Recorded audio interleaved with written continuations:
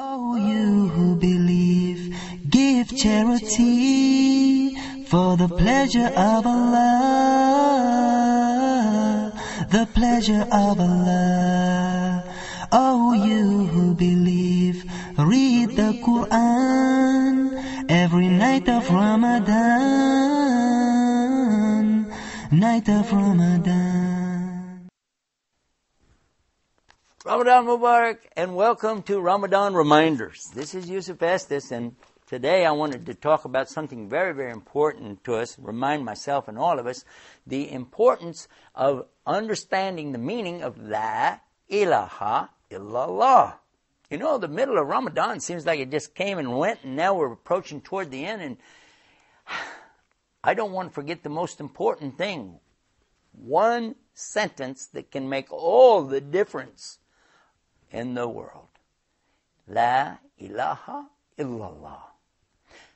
This is the saying or kalima of the Muslim. And whoever says it with sincerity in their heart, then the fire is forbidden on them. Think about that. This is a great thing. I know one time we had an article on our website. It was called The 9 Points of the Shahada. Shahada means to bear witness. You know, when somebody enters Islam, they say the Shahada. Ashhadu, I bear witness. An la ilaha, that there's only one God. Illallah, to worship. Only Allah to worship. Now, literally it says no God except Allah. But the meaning is much deeper. That's why we give a translation of the meaning. La, no, ilaha, except Allah. But guess what? Those words by themselves don't indicate the sincerity. Sincerity. Another point about these 9 points of the Shahada is that you have to understand the meaning of it. To understand that this means you're not going to set up any other gods along with Allah. Well, you might say, well, I don't have any gods in my pocket. Well, maybe not. But how about if you're going to the newspaper every day to just check and see how your astrology is going? I want to see what the stars say about me today. Oh, I'm a Gemini, therefore it means, or I'm a Virgo, and it looks like in September, hold on.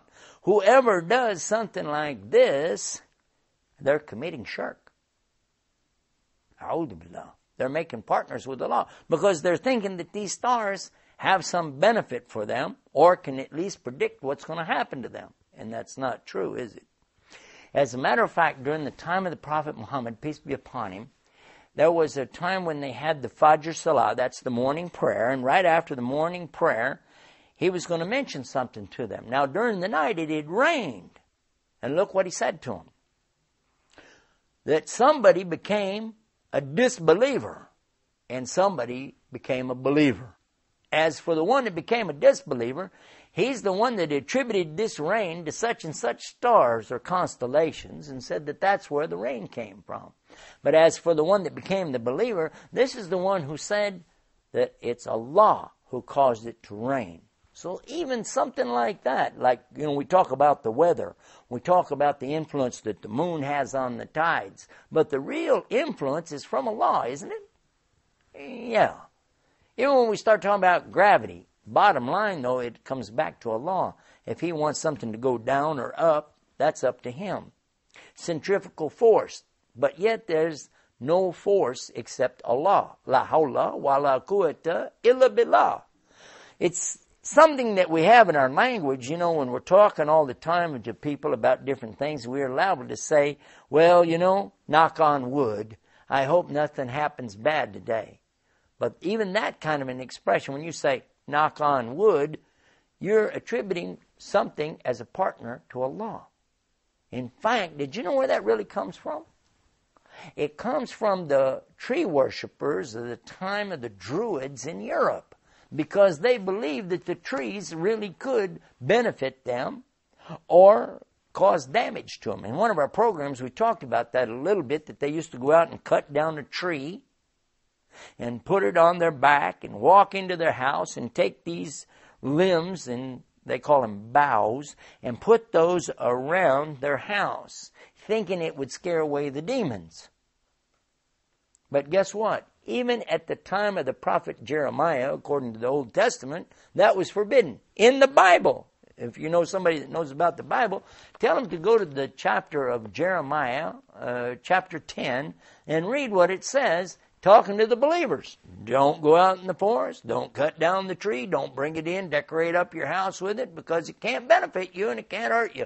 And, you know, it's an amazing thing. There are Christians today who realize that, and they won't allow anybody to bring a tree in their house, especially at Christmas time.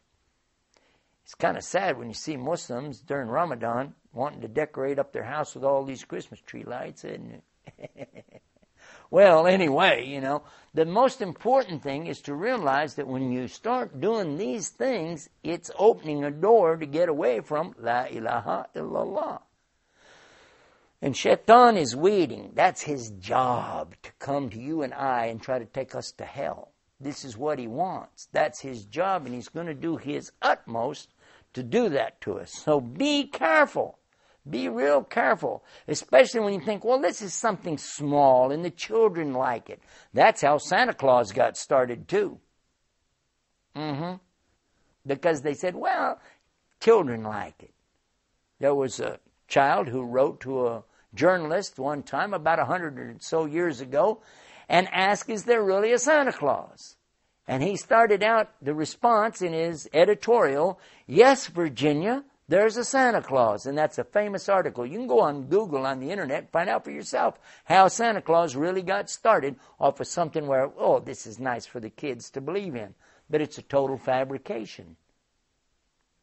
I want to tell you about how important it is for us as Muslims to always tell the truth, even to children, and not give them these stories and baloney, because later when they grow up, they're not going to respect you for that. They'll find out what the truth is, and it's going to be a sad day. I think it's better for us, you and I, to focus on what Islam is teaching us, and let's teach that to our children and avoid getting into these things about, oh, you know, here's some lights and we'll string that up here. Let's light some candles and play with that nonsense. Let's go over here and, did you know that they made a teeny Quran that was only this big? You can't even read it unless you have a magnifying glass, and you get right over it, and I have to wear my glasses and a magnifying glass, and you can almost make out these little teeny letters in there, and they're not very accurate, but they wear it around their neck on a necklace, and they say, oh, this will bring me good luck, it'll protect me. But how is that? When it's only Allah that protects you. And if you want the Quran to protect you, what you do, you read it. You memorize it. You recite it. You let it become a part of your life, and you act on it. Then, and only then, will it be something that'll help you, because it becomes one of your reminders, not just in Ramadan, but every single day. Because if you're reading the Quran every morning and reciting it in your salah, what's going to happen, it becomes a part of your life and helps you to remember the most important lesson of all. La ilaha illallah. There isn't anyone to worship. There is nothing worthy of worship except Allah. And only Allah is the one we turn to with our worship. How's that for a reminder? Now, until tomorrow, go to our website. Don't forget the website, RamadanReminders.com. And then we'll see you tomorrow right here for more Ramadan Reminders. Oh, you who believe, give charity for the pleasure of Allah.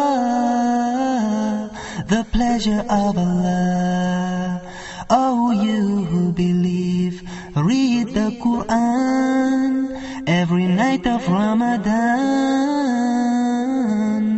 Night of Ramadan.